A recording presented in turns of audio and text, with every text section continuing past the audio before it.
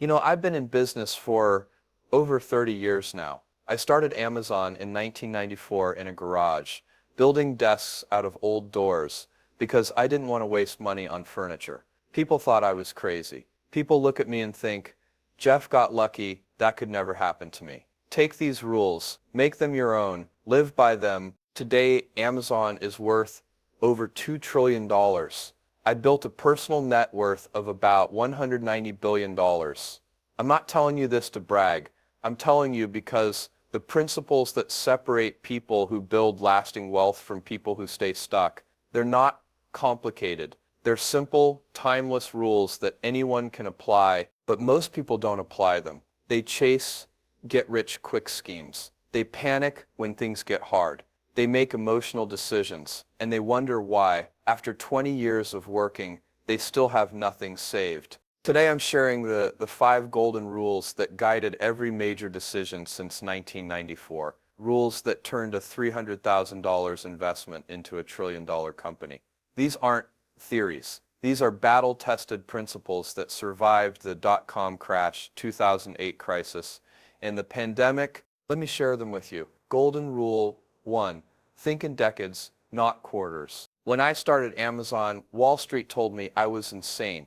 Jeff, you're not making profits. Investors want earnings now. I told them, we're not optimizing for next quarter. We're optimizing for 2030, 2040, 2050. That decision is the single biggest reason Amazon succeeded when thousands of internet companies failed. In 1997, Amazon went public. Investors immediately asked, when will you be profitable? I could have cut spending and made $10 million that year. But then we'd have been a small bookstore, and Barnes & Noble would have crushed us. Instead, I invested every dollar into building the best customer experience. We expanded categories. We built warehouses. We developed technology. And we didn't worry about being profitable for years. Investors got nervous. Some sold. Some criticized me publicly. But by 2010, it became obvious we'd built something no one could compete with. And people who held their stock made 100x, 500x, 1000x their money. Here's how this applies to you. Most people think about money monthly. What can I afford this month? That mindset keeps them poor. Wealthy people ask, what do I want my life to look like in 20 years? And what do I need to do today? Specific example, you're 30. Deciding between a $40,000 car or a $20,000 car.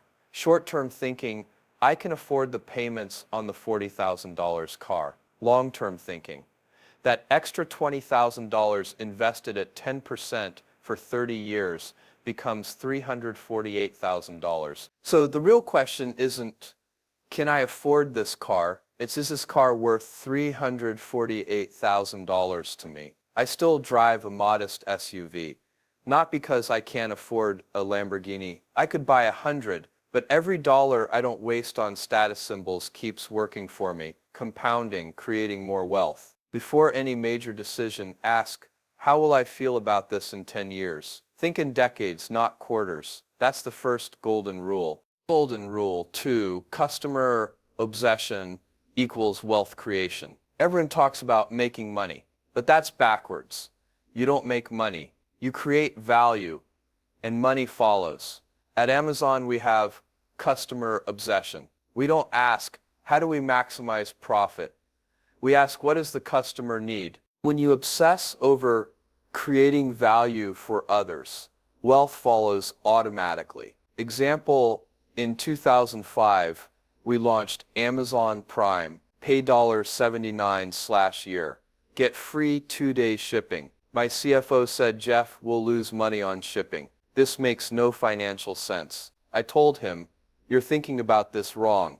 We're creating so much value that customers will never shop anywhere else. Today, Prime has 200 million members who spend twice as much. And Prime is one of our most profitable businesses. We didn't get there thinking about profits. We got there thinking about value. Here's how this applies to your career.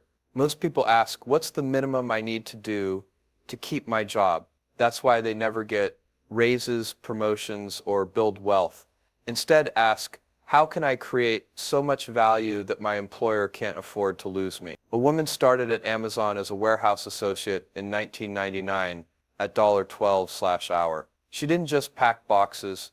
She studied our logistics. She noticed inefficiencies. She made suggestions. Within 5 years, she managed an entire fulfillment center. Within 10 years, she was a director. Her Amazon stock became worth millions. She didn't get rich asking for more money. She got rich creating more value. Money is just a measurement of value created. Create more value, earn more money. Customer obsession equals wealth creation. That's the second golden rule. Golden rule 3, invent and simplify.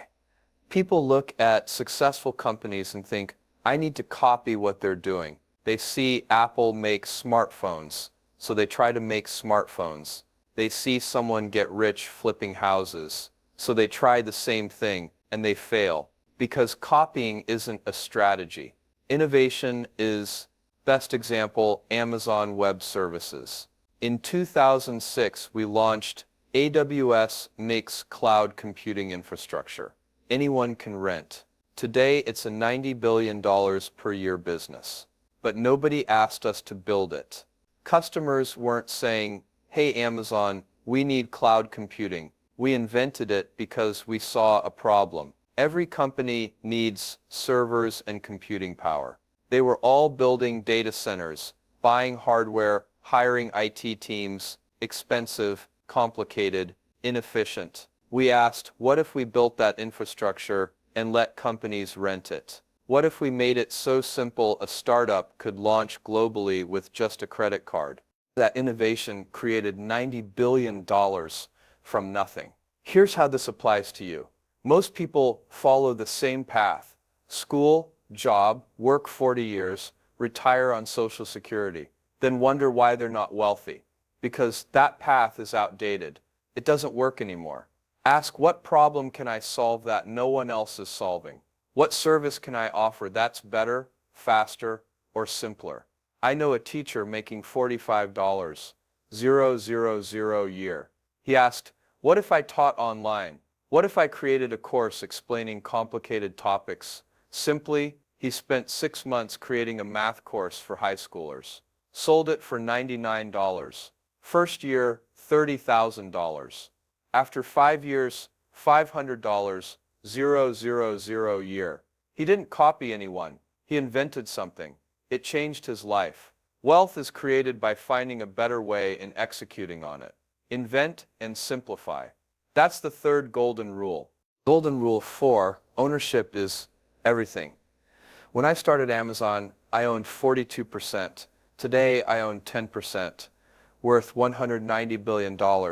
If I'd stayed an employee earning even $1 million a year over 30 years, that's $30 million. Good money.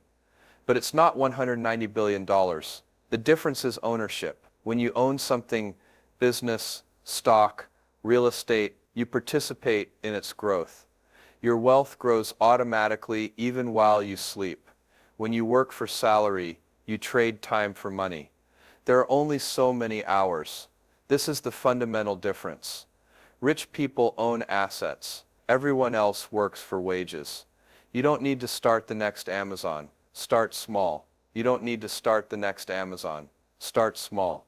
First, own stocks. Even $100/month in an S&P 500 index fund. You own pieces of 500 companies. As they grow, your wealth grows.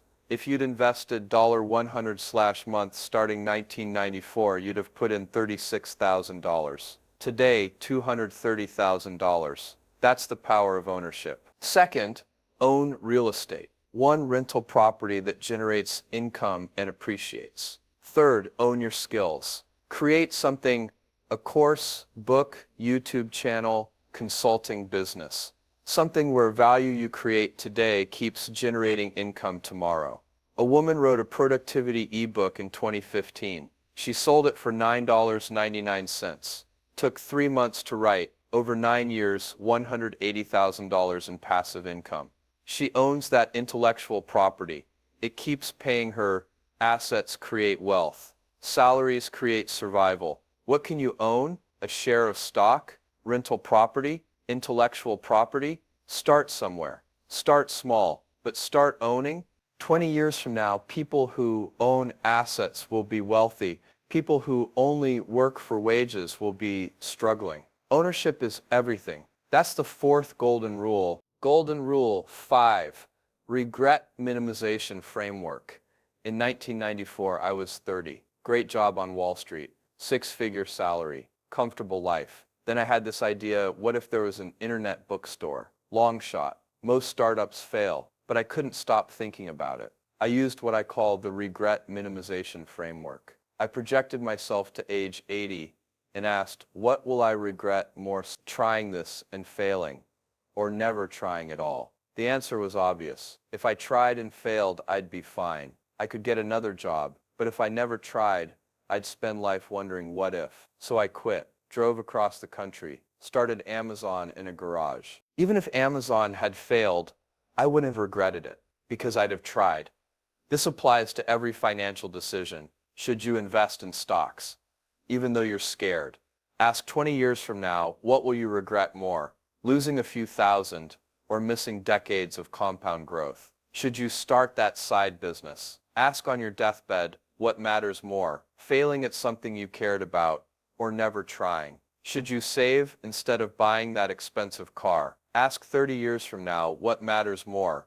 Neither's driving luxury for 5 years, or financial security for life. I've used this framework for 30 years. Never steered me wrong. The biggest regrets aren't things we tried and failed at. They're things we never tried at all. Stop making decisions based on fear. Start making decisions based on what you'll be proud of 30 years from now. Use the regret minimization framework. That's the 5th golden rule. Bringing it all together, these 5 rules aren't just business principles, they're wealth-building principles.